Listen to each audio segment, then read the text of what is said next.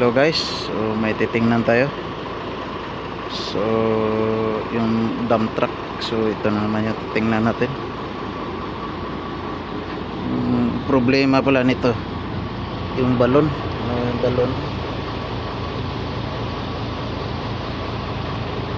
disalign yung balon.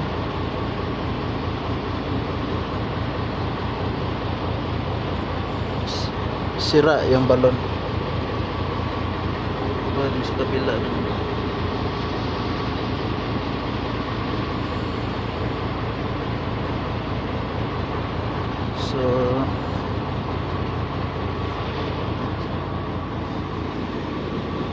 ito sira.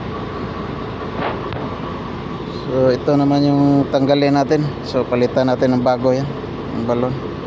So ayun na guys, thank you for watching guys, and see you in the next video.